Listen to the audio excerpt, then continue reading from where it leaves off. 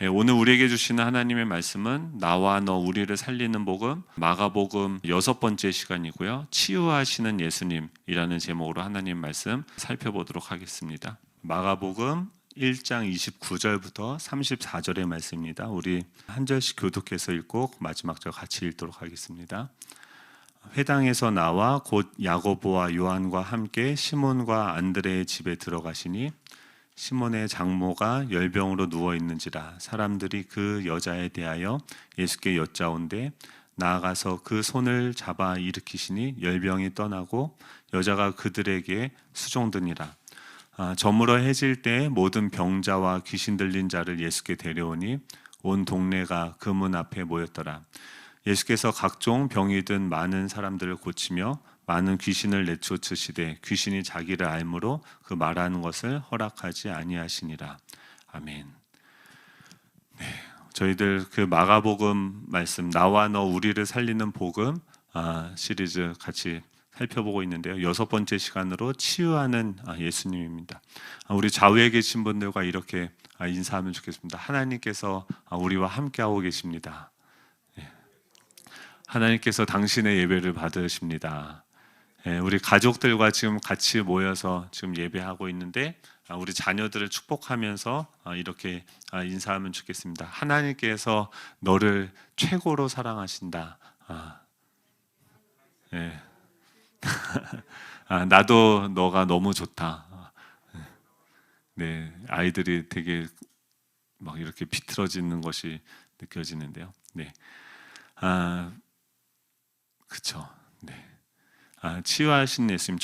저희가 지난 시간에는 그 예수님께서 그 제자들을 부르시고 나서 첫 번째로 가르쳐 주셨던 것이 무엇입니까? 제자들을 부르시면서 그 회당으로 들어가셔서 예수님이 사역을 하는 그 원리가 무엇인가? 예수님은 무엇으로 사역을 하시는지에 대해서 그 제자들을 부르시죠.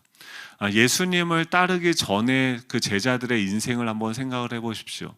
자신의 먹고 사는 생존을 위해서 밤새 그물을 던지지만 한 마리도 잡지 못하고 여전히 그 막연한 미래에 대해서 불안해하고 또 그것을 위해서 자신의 모든 것들을 다 쏟아붓지만 결과적으로 아무것도 얻지 못하는 그런 인생을 그들은 살고 있었습니다.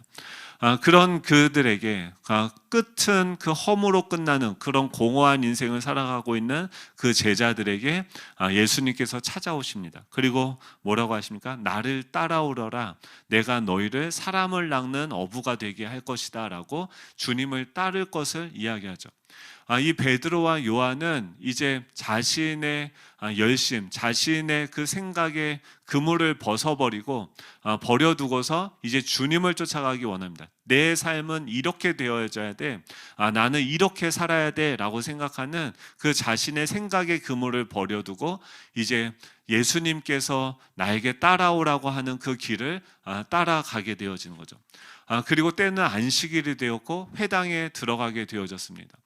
예수님께서 겁도 없이 갑자기 회당 중심으로 가셔서 말씀을 증거하게 되어지는 거죠. 사람들이 그 예수님의 말씀을 듣고 어떤 반응을 일으키게 됩니까? 놀랍게 여기고 또 그 안에 있었던 보이지 않는 세계, 영적인 세계에 그 귀신들까지도 그 예수님의 말씀에 그 권위에 굴복하고 떠나게 되어지는 것을 보게 됩니다. 그것을 통해서 우리가 지난 시간에 우리가 알게 된 것은 무엇입니까? 하나님의 나라는 금과 은혜의 능력이 아니라 어떤 사람의 탁월함과 위대함이 아니라 하나님께서 부여해 주시는 그 권위로 권세와 그 능력으로 확장이 되어진다라는 것을 배웠습니다. 이 제자들에게 예수님께서 가장 먼저 회당에 들어가셔서 그냥 그들 앞에서 말씀을 전하신 것일 뿐인데 그 말씀을 통해서 하나님이 성령님을 통해서 일하시는 것들을 이 제자들은 경험하게 되어지는 것이죠. 그 누가복음 4장 18절 19절에 보면은 그 예수님이 회당에 가셔서 초기에 말씀을 선포하셨던 그 설교의 내용이 나오는데 이사야의 글을 인용하면서 누가복음 4장 18절 19절에 보면 이렇게 이야기합니다. 주의 성령이 내게 임하셨으니 이는 가난한 자에게 복음을 전하게 하시려고 내게 기름을 부으시고 나를 보내사 포로된 자에게 자유를, 눈먼 자에게 다시 보게 함을 전파하며 눌린 자를 자유롭게 하고 주의 은혜의 해를 전파하게 하려 하심이라 하였더라라고 이야기합니다.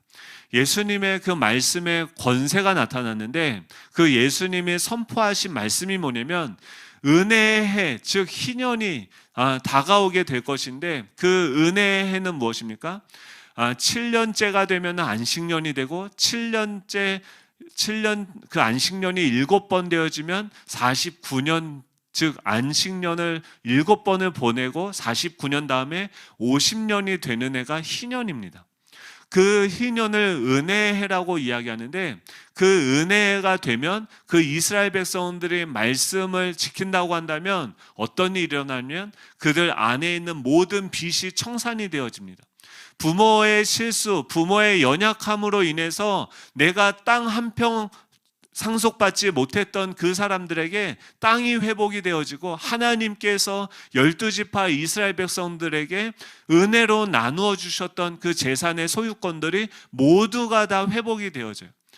그때까지 그들을 사로잡고 있던 이 빚과 사망과 이 사단의 죄의 권세로부터 완전한 자유, 우리가 무엇을 행해서가 아니라 하나님께서 이 모든 것들이 주인이 하나님이시기 때문에, 그 하나님의 소유이기 때문에 그 하나님의 소유권이 완전히 실현되어지는 역사가 바로 이 희년의 은혜가 일어나게 되는 거죠.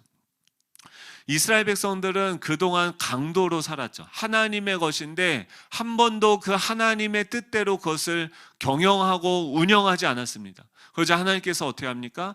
바벨론을 추구하며 여전히 그 바벨론의 방식으로 자신의 부와 권력을 강화하는 방식으로, 자신의 재산만을 증식하게 하는 방식으로, 내 옆에 있는 형제가 눈물을 흘리던 아프던 상관없이 나만 잘 살면 되는 그런 방식으로서 그들은 살아갔는데, 그런 그들을 그 더 강한 바벨론에 의해서 포로가 되어지고 그 수많은 강대국들의 지배를 경험하게 되어지면서 그들의 불의함과 그들이 그들에게 행하는 그런 수많은 그런 핍박들을 경험하게 되어지면서 그들 안에 깨닫게 되어지는 게 있죠.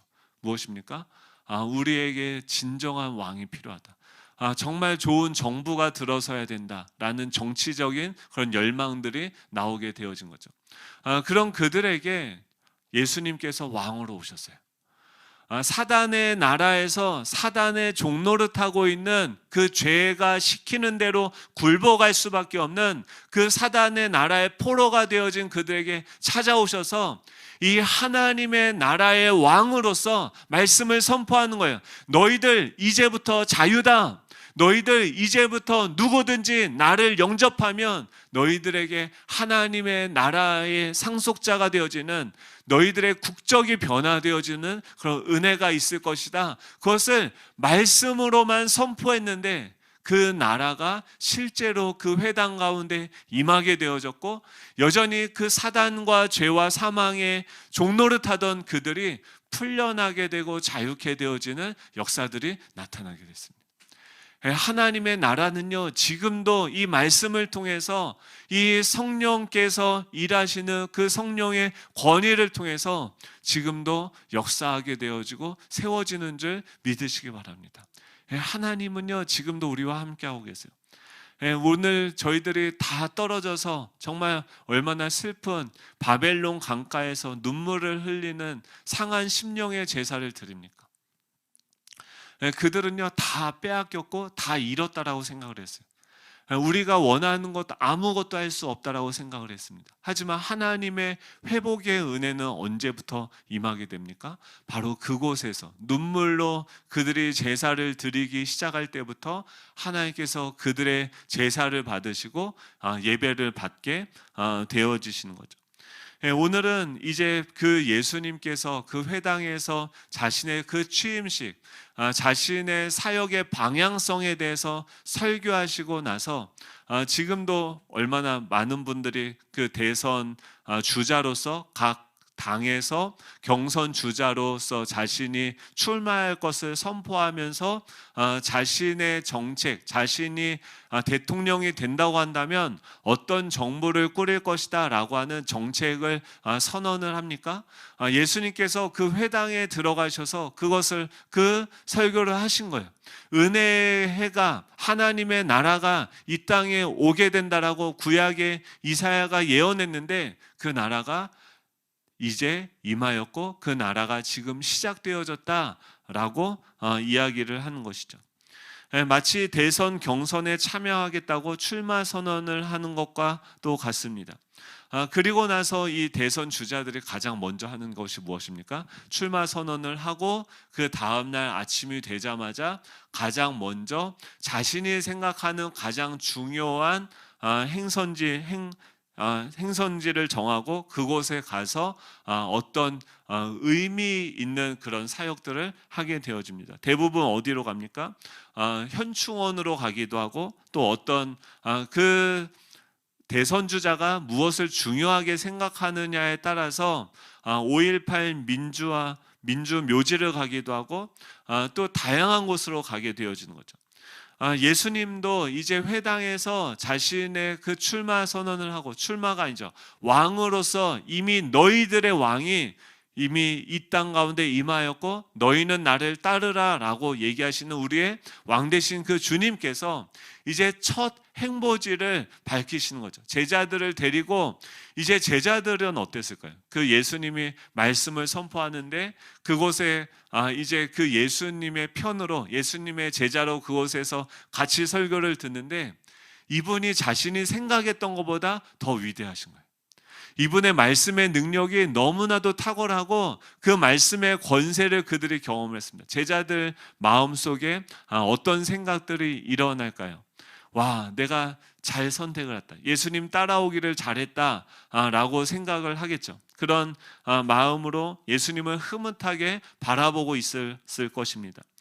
이제 예수님께서 그 회당에서 취임 설교를 마치고 이제 첫 행보지로서 그 발걸음을 옮기시는데 그곳이 어디인가? 오늘 본문에서 그것을 이야기하고 있습니다. 29절이죠. 우리 29절 한번 볼까요? 29절입니다. 한번 같이 읽겠습니다. 시작. 회당에서 나와 곧 야고보와 요한과 함께 시몬과 안드레의 집에 들어가시니. 아멘. 지금 그들이 이제 첫 행보지로 가는데 예루살렘 성전으로 가는 것이 아니라 어떤 역사적인 기념비가 있는 그런 곳으로 가는 것이 아니라 지금 어디로 가냐면 시몬과 안드레의 집으로 들어가십니다. 예수님을 따라왔는데 예수님이 이제 내가 너희를 자유케 할 거야, 은혜를 선포할 거야, 하나님의 나라가 너의 삶 가운데 이루어질 거야, 너는 나를 따라와 라고 말씀하셔서 이제 큰 꿈을 가지고 야망을 가지고 이 예수님을 어깨를 펴고 의기양양해 하면서 따라가기 시작해요. 근데 그 예수님을 따라갔는데 익숙한 길로 가시는 거예요. 어디냐면 지금 이제 대선 선언을 했는데 이 예배를 끝나고 어디로 가냐면 우리 집으로 가는 거예요. 시몬이 지금 내가 이제 가족들한테 선언을 하고 내가 이제 새로운 길을 가겠다, 그물을 버려두고 그 새로운 곳으로 가겠다라고 이야기했는데 예수님은 어디로 가십니까? 그 집으로, 시몬과 안드레의 집으로 다시 가십니다. 그리고 나서 거기서 한 여인을 만나시는데 그 여인은 누구입니까? 베드로의 시몬의 장모라라고 이야기를 하고 있습니다. 지금 예수님이 그 나라를 건국하면서 이 나라를 회복하면서 가장 우선되고 중요하게 생각하는 곳을 첫 행보지로 삼으시고 걸어가셨는데 그곳이 어디냐면 바로 시몬의 집이고 거기서 가장 첫 번째 만난 분이 누구냐면 시몬의 장모였다라는 거예요. 여러분 삶 속에서 장모님은 몇 번째 순위이십니까? 여러분들의 삶에서 여러분들의 가족은 몇 번째, 여러분들에게 가장 우선순위들이 있겠죠. 지금 베드로가 생각을 했을 때 내가 이제 새로운 나라를 세워가고 이 위대한 일을 위해서 내가 헌신했고 내가 모든 것을 버리고 주님을 따라갔는데 그 일을 이루기 위해서 우리가 중요하고 우선적으로 생각하는 여러 가지 가치들이 있겠죠. 근데 그 속에서 장모님은 바로 몇 번째 순위가 됩니까? 최근에 어떤 대선 주자는 이 장모님이 구속이 되니까 바로 선을 그었습니다. 장모님과 나는 상관이 없다. 대통령이 왜 그러냐면 그는 목표가 뭐냐면 내가 대통령이 되는 그 목표가 있고 그 목표를 이루기 위해서 가장 중요한 우선순위는 이 가족까지도 선을 그으면서 이루어가야 되는 어떤 일들인 거죠. 어떤 사람은 이 취업이 가장 자신에게 가장 우선순위고 가장 중요한 거죠. 이 취업을 위해서 모든 것들을 다 선을 긋고 하는 거죠. 대학교를 가기 위해서 만약에 고3 수험생이 있다고 한다면 그 가정에서 그는 진짜 왕 노릇하는 거죠. 고3 수험생을 놓은 집은 시집살이를 하듯이 그 수험생의 비위를 맞추면서 또 수험생은 뭐합니까? 다른 사람들의 어떠함은 다 상관없이 나는 대학교를 가기 위해서 가장 중요하고 위대한 일을 하고 있다라고 하면서 그 주변 사람들을 다 소외시키는 일들 하죠.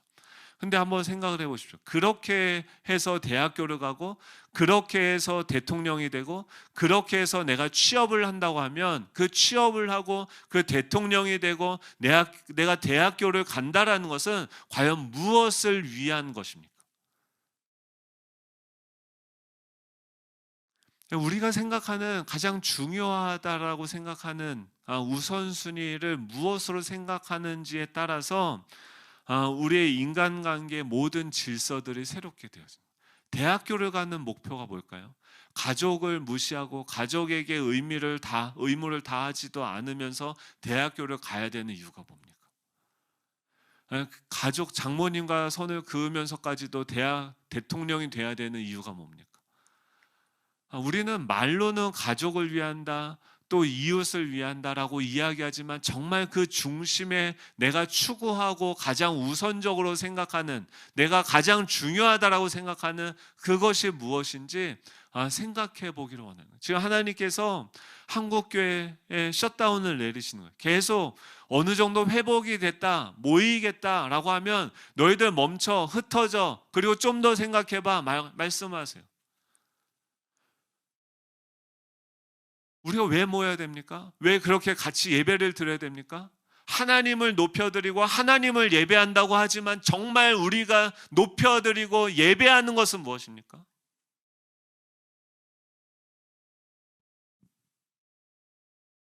제가 예배를 아,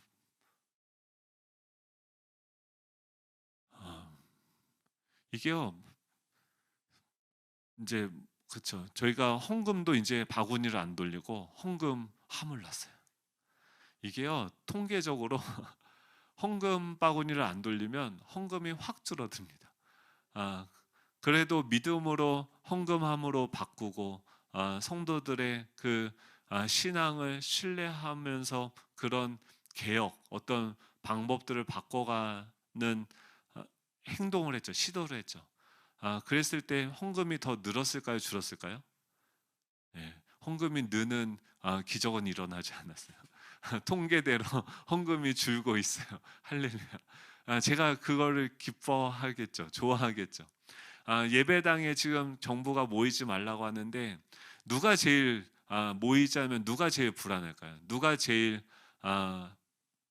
그 이야기를 싫어할까요? 제가 제일 싫어하겠죠.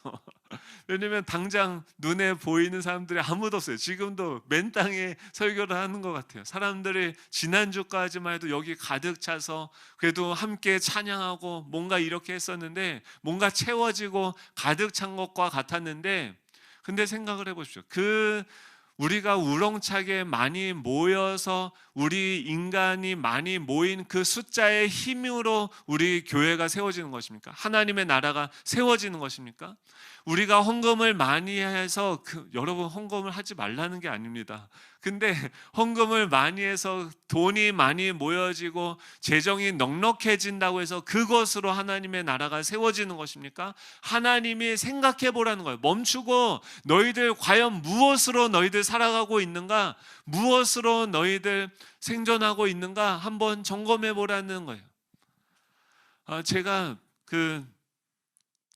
주님이 이제 나를 따라오라라고 하면서 이 말씀을 선포했던 때가 2주 전이죠. 그때 2주, 3주 전이죠. 그 말씀을 준비하면서 계속 주님이 저에게 저는 그럼 어딜 주님, 제가 목회를 하는데 제가 가장 우선되고 중요하게 생각하는 것이 무엇입니까? 주님이 내 목회의 인도자라고 한다면 나를 데리고 가시고자 하는 곳이 어디입니까? 라고 기도를 했을 때 제가 새벽마다 기도할 때 감동을 주셨던 것이 있는데 그것이 누구였냐면 현승이었어요. 현승이는 우리 교회 다니는 우리 중학교 2학년 친구입니다. 제가 사곡교회 처음에 왔을 때 여기서 기도를 하는데 하나님이 가장 먼저 제 마음에 기도하라고 마음을 부어주셨던 것이 바로 현승이었어요. 현승이는요, 몸이 아파요. 그래서 몸을 자기 마음대로 움직이지 못합니다. 제 아들하고 첫째 아들하고 나이도 동갑이에요. 제 아들은 무럭무럭 정말 여기 와서도 잘하고 있는데 현승이는 계속해서 점점 몸이 안 좋아지고 있어요. 그때 그 마음을 주시는 게 뭐냐면 현승이에게 하나님의 마음이 계속해서 향하고 있고 현승이를 하나님이 누구보다도 우선적으로 사랑하신다라는 그 마음을 주셨어요. 그래서 현승이를 위해서 제가 이 교회에 한 달에 한 번씩 오면서 거의 1년 동안 열심히 기도를 했어요. 그리고 여기에 왔고 이 목회를 감당하고 있습니다. 그런데 어느 순간부터 이제 사람들이 많아지고 또 새 가족들이 계속 오니까 제 마음이 어디로 가냐면 새 가족들에게 향하고 또 그것이 저에게 기쁨이 돼요. 이게 잘못된 게 아니라 잃어버린 영혼들이 구원받고 또 세워지고 하는 것도 하나님이 얼마나 기뻐하시겠습니까? 그런데 제 안에 일어나는 그 기쁨과 그 관심은 그 하나님이 죽은 영혼을 다시 살리심으로 인해서 나타나는 그 기쁨과는 조금 이질적인 다른 기쁨이 제 안에 있었어요. 그러면서 어느 순간 누군가를 만나면은 제가 이야기를 하다가 은근히 흘리는 정보가 있어요. 그게 뭐냐면 우리 교회는 코로나고 지금 이렇게 어려운 시국인데 새 가족들이 계속해서 한두 번씩 오신다는 얘기를 하고 있고 또 어느 순간부터 그분들이 교회를 아예 안 다니시던 분들이 나오기 시작했다. 막 이런 것들을 그런 거 있지 않습니까? 노골적으로는 얘기 안 하고 은근히 어떻게 틈만 나면은 그런 것들 이렇게 흘려서 자랑하고 있는 제 자신을 보게 되는 거예요. 그러면서 제가 기도를 하는데 기도의 우선순위와 그런 방향들이 변화되어지는데 그 안에 약간 누룩과 같은 그런 불순물들이 섞여 있다는 것을 여러분들은 모르겠지만 저는 제 안에서 보게 되어지는 거죠. 그러면서 기도를 하는데 현승이를 이제 입교를 해야 됩니다. 중학생이 되면 중학교 2학년 나이가 되면 이제 입교를 하는데 안 되겠다. 현승이에게 뭔가 숙제와 같은 것이 저에게 남아있다라는 그런 부담감을 주셔서 입교 예식을 할 때 현승이를 뺐어요. 빼고 우리가 이 현승이 입교를 받는 것을 제대로 그 전에 성경 공부도 하고 좀 더 교제를 나누고 나서 그때부터 세례를 입교를 한 분씩 한 분씩 우리가 좀 더 특별하게 하면 좋겠다라는 생각이 들어서 그렇게 바꾸고 또 현승이 입교 예식을 진행하려고 했습니다. 그런데 솔직한 마음으로 현승이한테 이 입교 교육을 하러 가야 되는데 만나야 되는데 그게 쉽지가 않은 거예요. 왜냐하면 현승이가 몸도 아픈데 마음이 아파요. 그래서 가족들 외에는 입을 닫았어요. 제가 웬만하면은 신방을 가고 뭐 이런 것들을 두려워하거나 부담스러워하지 않습니다. 아예 안 믿는 분들을 만나는 것도 부담스러워하지 않아요. 그냥 왜 그러냐면 성령께서 함께하고 계시고 그곳에 가셔서 할 말을 주신다라는 것을 믿기 때문에 그래요. 그런데 제 안에 가장 솔직하게 그 두려움으로 찾아가기가 아, 부담스러운 그런 곳이 어디였냐면 현승이었어요. 현승이에게 가서 뭐가 무섭고 두려웠냐면 현승이가 일주일 내내 집 안에서 방 안에서 그냥 앉아 있어요. 근데 그 친구가 세상과 마음을 닫았어요. 말을 안 해요. 그러면서 그 친구가 날마다 힘들어 하겠죠. 화가 나겠죠. 어렵겠죠. 근데 그게 어떤 어려움인지 어줍지 않게 가서 위로를 할 수가 없겠더라고요. 그가 뭐가 힘든지 저가 잘 모르더라고요. 그래서 그것을 어떻게 해야 되는가? 근데 계속 전도사님도 그렇고 현승이 어머님도 그렇고 빨리 와서 입교 교육을 하면 좋겠다라고 계속 말씀하시고 제가 기도할 때도 계속 그 부담을 주셔서 그곳에 갔습니다. 현승이를 만났어요. 웬만하면은 제가 가기 전에 하나님께서 그 문을 열고 들어가기 전에 그 가정에서 어떤 말씀을 전해야 되는지 성령께서 가르쳐 주세요. 근데 그날은 가서 현승이를 처음 만났는데 만나고 나서 이제 무슨 말을 해야 되잖아요. 근데 무슨 말을 해야 될지 그때까지도 모르겠는 거예요. 그래서 현승이한테 그랬어요. 현승아, 그냥 솔직하게 얘기했어요. 나 솔직히 너를 만나서 너가 뭐가 힘들고 어려운지 어줍지 않게 이해하려는 척 안 할게. 너가 뭐가 아픈지 나 잘 모르겠다. 그리고 너한테 너가 뭐가 필요한지 이런 것들을 나한테 얘기를 해줘야지 내가 알고 그것에 따라서 말씀을 가르치고 뭔가 할 텐데 그것을 표현해주지 않으니까 내가 사실 어떻게 무엇을 줘야 될지 모르겠다고 솔직하게 얘기를 했어요. 근데 그때 그곳에서 성령께서 저에게 감동을 주셨던 게 뭐냐면 주님은 이미 거기에서 그 자리를 떠나지 않고 계시는 거예요. 제가 거기 가서 뭘 깨달으면 현승이를 위해서 내가 신방을 하는 게 아니라 하나님이 현승이를 통해서 나에게 목회를 가르쳐 주시는 거구나라는 것을 깨달았어요. 그리고 그 다음에 나타난 사건이 뭐냐면 외국인 사역이에요. 외국인 사역도 제가 뭔가를 하려고 그것도 그 중심에 뭐가 누룩이 껴 있겠습니까? 우리 교회는 이런 특별한 사역을 하고 또 이 지역에 있는 외국인들을 위해서 이런 섬기는 일들 하고 이런 선교에 대해서 열심인 교회고 막 이런 일들 하면서 그 사역이 나쁘다는 게 아니에요. 그거 너무나도 선하고 하나님께서 기뻐하시는 일이죠. 그런데 그것을 중심에서 내가 추구하고 우선적으로 생각하면서 다른 것들 다 후순위로 두는 제 중심에 있는 그 마음이 뭔지 주님께서 보게 하시는 거예요. 결국 저도 똑같더라고요. 그냥 목회자로 인정받고 싶고 목회를 잘한다라는 그 이야기를 듣고 싶은 마음이 제 안에 있는 거예요. 여러분 제자들 데리고 예수님 뭘 가르쳐 주면 내가 하는 사역은 그런 인간적인 생각과 인간적인 마음과 인간적인 그 자원으로 하는 사역이 아니야라는 것을 말씀해 주시는 거예요. 그리고 주님이 가장 우선적으로 중요하게 생각하고 그 하나님의 나라가 먼저 이루어지기를 원하는 곳이 어딘지를 우리로 하여금 데리고 가서 보게 하시는 거예요. 그것이 어디입니까? 바로 우리 집이에요. 자신의 집이에요. 여러분, 지금 여러분들이 지금 예배를 드리고 있는 그곳이 하나님께서 원하시는 하나님의 나라가 이 땅 가운데 이루어지기를 가장 우선적으로 중요하게 여기시는 바로 그 장소예요. 주님은요, 나는 이것이 중요해라고 생각하면서 집을 떠나고 다른 사람들을 만나고 뭔가 위대한 일들을 하려고 헌신한다라고 이야기하지만 주님은 어쩌면 그 집에서 머무르면서 여러분들이 찾아와서 그곳에서 가족들과 함께 하나님을 예배하기를 그 자녀들에게 아내에게 이 하나님의 나라의 이 복음을 선포하기를 원하시고 계시는지 몰라요.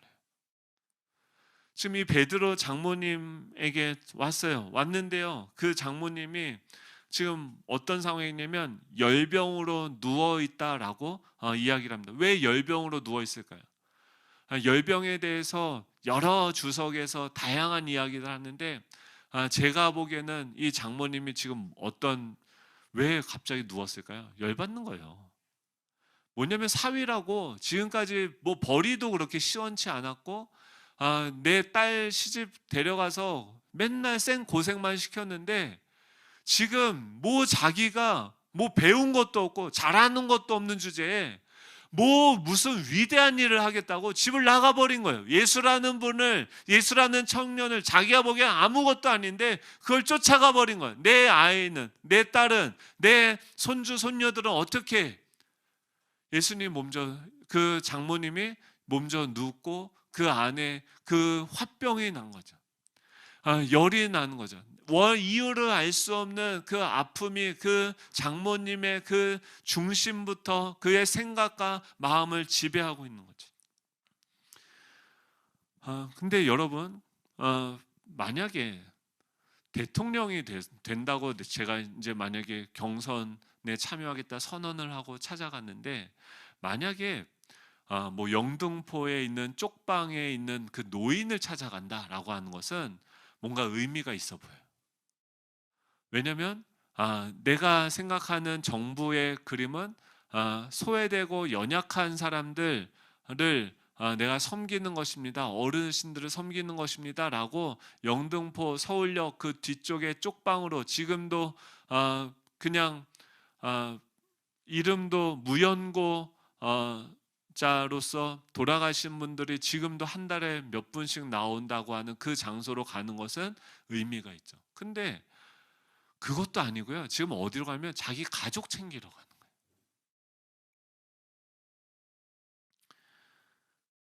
거예요. 네, 그리고 지금 가족을 챙기는 거예요. 가족을 챙기는 거를 사람들이 그렇게 인정해 줄까요?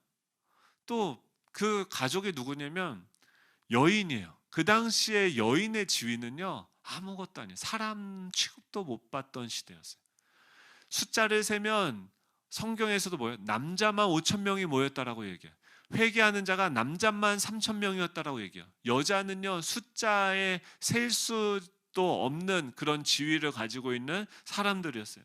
또 그 사람들 중에서도 지금 장모님은 뭐예요? 노인이에요. 뭔가 우리한테 힘을 주고 우리도 뭔가 하면은 계속 다음 세대들을 위해서 우리가 투자하고 섬기자고 하면은 사람들이 반대하지 않습니다. 미래를 준비하고 투자하는 거죠. 그런데 노인들을 위해서 우리 재정을 다 투입하자라고 하면은 여러분 동의하실 거죠. 기뻐하실 거죠. 네. 우리 지원이가 고개를 끄덕거렸어요. 제가 이 말씀을 준비하면서 이렇게 길을 걸어가면서 어르신들을 봤어요. 우리가 다 가는 길이에요. 예.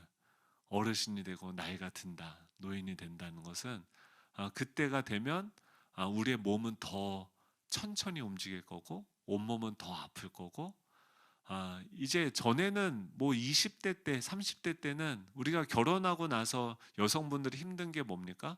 이제 결혼하고 애 낳고 나니까 뱃살 나오고 막 몸도 처지고 이제 전에는 그나마 사람들이 지나가다가 이렇게 시선이라도 줬는데 지금은 아무도 쳐다도 보지 않고 그냥 아줌마가 되는 게 너무 힘들고 어려운 거 아니에요? 근데 노인이 된다는 것은 무엇입니까? 아무 사람들에게 주목을 받지 못하는 인생이 되어지는 거예요.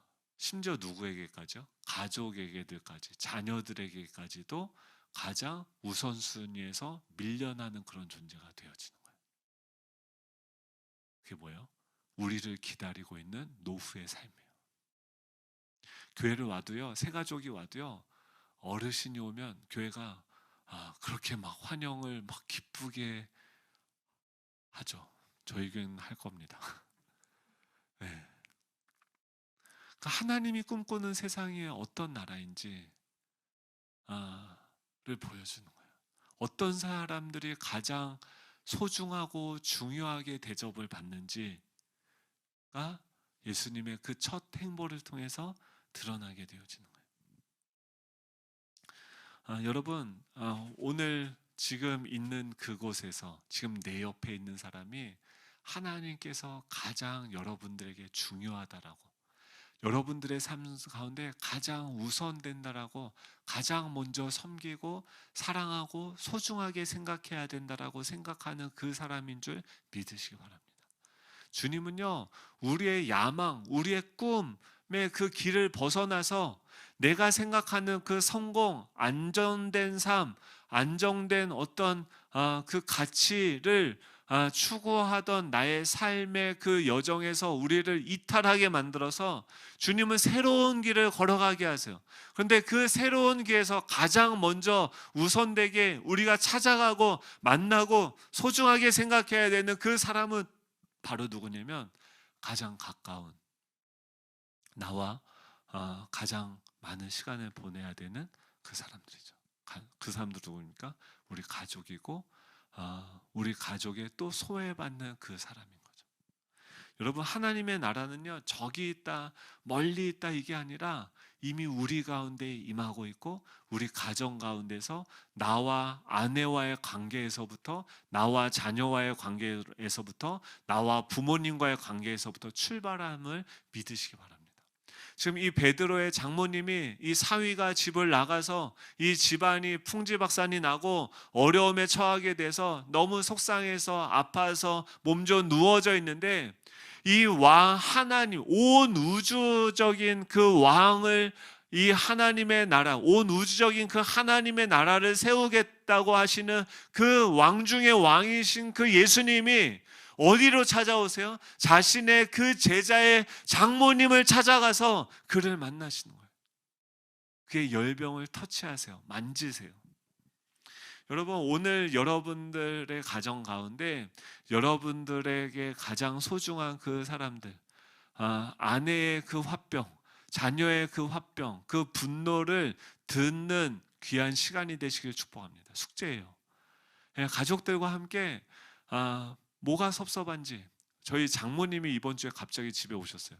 근데 왜 오셨는데, 그 장모님과 우리 처제가 같이 사는데 우리 사촌 조카가 있어요. 딸인데 이제 한참 사춘기예요. 그러니까 장모님은 맨날 스마트폰 들고 사는 게 못마땅한 거예요. 그래서 잔소리를 하면 이 또 사춘기, 여자는요 또 다르더라고요. 저희 집은 아들들만 있어서 제가 한마디 하면은 그래도 또 듣거든요. 근데 자매들은 또 삐지고 막 복잡. 할렐루야, 축복합니다. 예. 저에게 딸을 안 주신 이유를 조금 알겠더라고요. 근데 그 장모님이 그것에 대해서 고민을 가지고 저희 집에 찾아오셨어요. 다른 이유 때문에 찾아오셨는데, 그걸 가지고선 사춘기를 겪고 조금은 벗어나고 있는 우리 재원이가 장모님을 상담을 해주는 거예요. 제가 옆에서 뭐라고 얘기하나 잘 들었어요. 그랬더니 자기가 언제 화가 나고 언제 섭섭하고 이랬는지 그거를 막 장모님한테 얘기를 해요. 그러면서 뭐라고 하면, 할머니 사춘기는 곧 지나가요. 그래, 지나간대요. 저도 지나고 나니까 아무것도 아니에요. 그러면서 그 조카랑 같이 대화를 하라고. 그 수아가 뭐가 속상하고 뭐가 화난지 들어보라고. 그리고 장모님의 그 생각들을 조곤조곤 같이 이야기를, 가족회의를 열어보세요라고 대안을 주더라고요. 할렐루야. 저희 가정에 이런 일이 일어납니다. 예수님이 지금 어디로 우리를 데려가세요? 그 가족회의 장소로 데려가시는 거예요. 장모님이 이해가 되지 않는 거예요. 왜 모든 걸 버리고 저 말도 안 되는 삶을 쫓아갈까? 화가 나는 거야. 근데 그곳에 가서 그 대단하신 분이 와서 자기 얘기를 들어주고 속상한 것을 들어주고, 또 내가 생각하는 그 각자 자기의 기준이 아니라 예수님께서 원하시는 것이 무엇인지, 우리 가정의 주인이 누구이신지를 같이 나누는 시간들을 갖는 거예요. 여러분 오늘 숙제입니다. 여러분 가족에 지금 주님이 우리를 어디로 인도하세요? 우리 각 가정으로 인도하셔서 서로의 마음을 듣게 하시는 거예요. 여러분 이 예배가 끝나면 같이 식사하시고 나서 속상한 거 대신 그것에 대해서 변명하지 않기, 그것에 대해서 뭔가 너가 잘못했다 판단하고 재판하지 않기요. 남편이 술을 먹고 맨날 담배를 피니까 내가 승질이 나서 그런 거 아니에요 라고 하면서 그를 비난하지 않기요. 그분은 얼마나 속상하고 힘들고 답답하면 술과 담배가 아니면은 숨을 못 쉽니까? 그분의 마음을 들어주는 데서부터 뭐가 임합니까? 하나님의 통치가 이루어지기 시작하는 거예요.